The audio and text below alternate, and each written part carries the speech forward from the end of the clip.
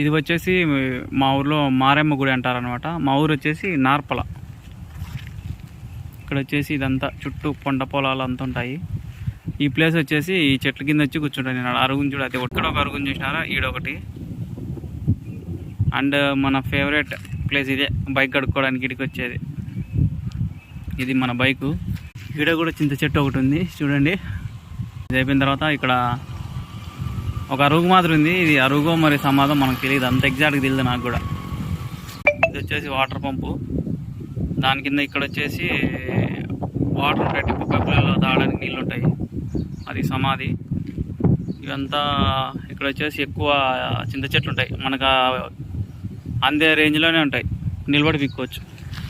Puppies టెంకాయ తెంగిపోతుంది. ఏయ్ పట్టుకో.